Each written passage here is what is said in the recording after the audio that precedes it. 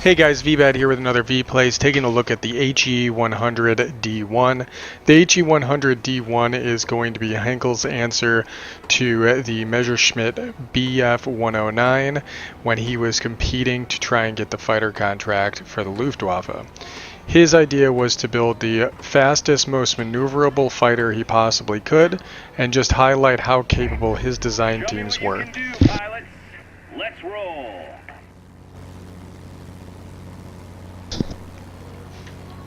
So this airframe ends up being very maneuverable and having a very good top speed compared to any other aircraft that we'll see at Tier 5. In fact, we can outperform any of the Bf-109s at this same tier. The only issue we have, and it sounds like a small one, but it ends up being huge, is the firepower just isn't there. Usually you can overcome that type of a thing with just playing into its strengths, getting into better positions, but the gunpowder is only 90 damage a second because it only has 3 light machine guns on board. That is it is an abysmal damage capability compared to its peers. Compared to anything, in fact. There's actually a PV-3, which was a premium giveaway aircraft from the Christmas event, and granted it's pretty strong, but it actually outperforms this aircraft very, very well, and gives you an idea of just what we're lacking here.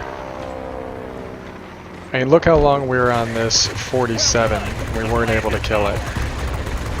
Now what this aircraft lacks in the ability to kill, it builds in the ability to annoy, because this airframe, with its 3 high-speed firing guns, if you have any chance of causing fire or critical damage, it's going to have a much higher chance to proc. So we are lighting a lot of things on fire, we're taking out components, we're taking out gunners, and that's really what we're good at doing, being a general pain in the butt.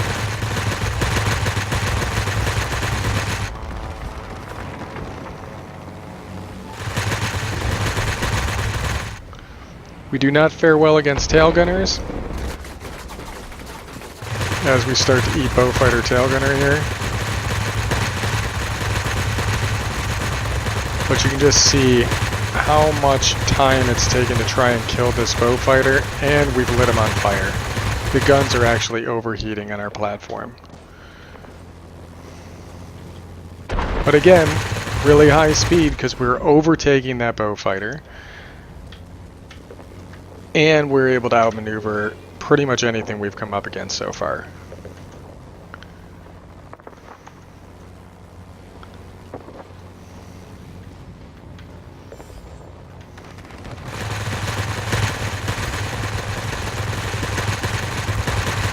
We've lit that aircraft on fire, which was something I knew was going to be happening.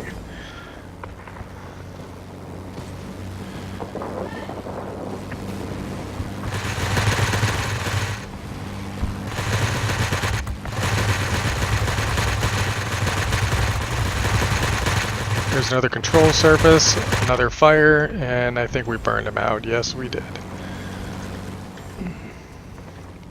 One-on-one, this thing is not going to have any issues with dealing with any threat. But I gotta be one-on-one. If they decide that they want to attack me in a pair, or if I sit on someone's tail for too long, which happens, you're going to find yourself really hurting to try and compete with the enemy.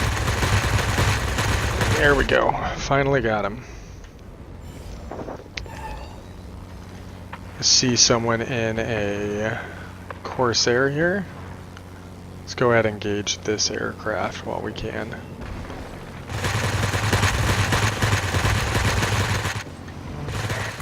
The enemy is trying to capture the We'll let the Spitfire finish him off. I'm willing to believe he can do it. He did.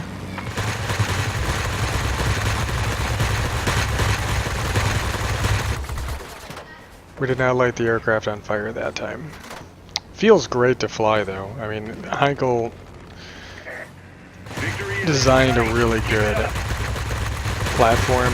It's just this aircraft lacks the firepower. If it weren't for that, I'd really enjoy it.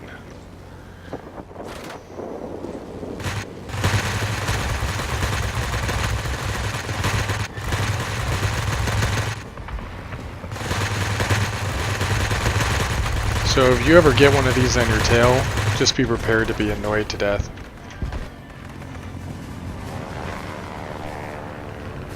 Really, a yak? That's what I gotta deal with? We've got the speed. For this tier, being able to go 400 miles an hour is awesome.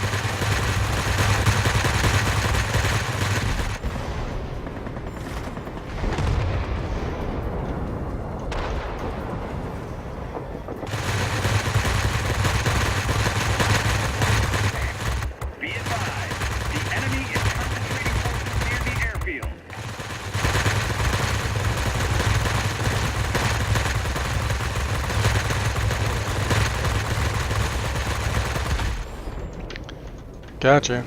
Eventually. Don't want to turn with a Yak 1. Great job today. Alright, solid We'll be victory. waiting for Not you the back best on the home. team, but I think we highlighted some of its capabilities.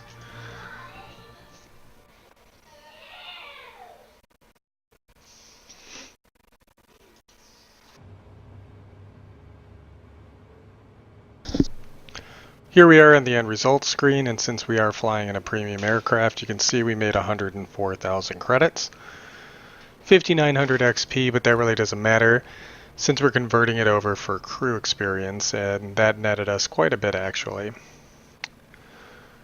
We were talking about critical damage. You can see here that almost every aircraft we engaged, we ended up lighting on fire, and those that we didn't light on fire, we still managed to cause some serious damage. Taking out engines, wings, tails, just goes to show the amount of damage that we can do when it comes to damage over time. We're at the very least putting the enemy in a position where our allies can take them out. Like I said, the guns are not that great when it comes to overall damage output. So 90 damage a second is all we get. But with 1,200 rounds a minute, you could see that the volume of fire was still very good. 2 of the guns are actually synchronized, which is the best you're going to get aside from a hub-mounted gun, but we also have a hub-mounted gun, so they're very centrally located and very accurate. What we've done here for the equipment is we've tried to roll for increased chance of fire. We also can have an increased chance for causing critical damage, which we see as paying dividends, and the accuracy of the forward armament's just what it is. Really, I only needed those first 2 in order to get the gun to do what I needed it to. We've maximized maneuverability as well as given it a little bump to airspeed, but you saw we were overtaking a majority of the airframes we were going up against, and the turn time is really good at 9 seconds. Now, a Spitfire is still going to be able to outturn us, but they're not going to be able to outpace us or outclimb us. The altitude performance is 5906, but the service ceiling is 12,467. I have another airframe in my inventory that also has the same characteristics for optimum altitude and service ceiling, and that's going to be the F-84F. Yes, this thing has the same altitude performance as a Tier 10 multi-role at Tier 5. And the F-84F is no slouch at getting up to a pretty decent altitude and able to maintain its own power situation. And you're going to see a similar situation for this airframe. But what about the aircraft it's actually going to end up seeing? One aircraft that in particular I was concerned about was going to be the Bf-109E. Now granted, this is going to give me stock details on its performance characteristics, so let's go ahead and look at the F, since that's most likely going to have the uprated engine on it already right from the get-go. The altitude performance is going to be identical to what we see on our airframe, but the maneuverability isn't going to be nearly as good, and it isn't as good either for the 109F. The airspeed, let's say that we're looking at 109F airspeed on the E when it's fully upgraded.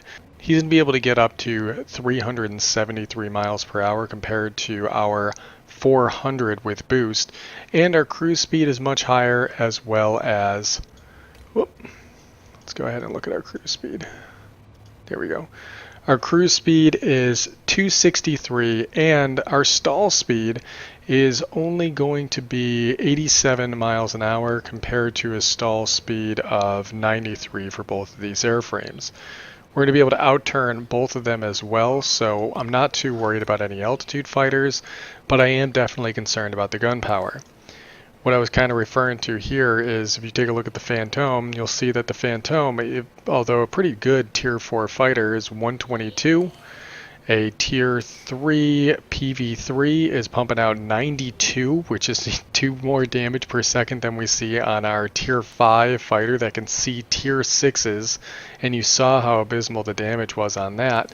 Let's compare it to another Tier 3, the I-15, and the I-15 is doing 120 damage a second because it gets a total of 4 light machine guns. So we're really just at the bottom of the rung, but I feel as though I've gotten the aircraft to a good spot where it can still perform, and we kind of showcase that in this battle, and this harkens back to the other video we did where we were talking about trying to maximize an airframe's capabilities, despite the fact that it's a relative stinker looking at the overall terrible gun performance. But again, I think we got it to a good spot, especially with the fire and crit chance, and the aircraft makes up for it with its ability to operate in the maneuvering environment. Either way, I hope you guys enjoy the video, and I will catch you on the next one.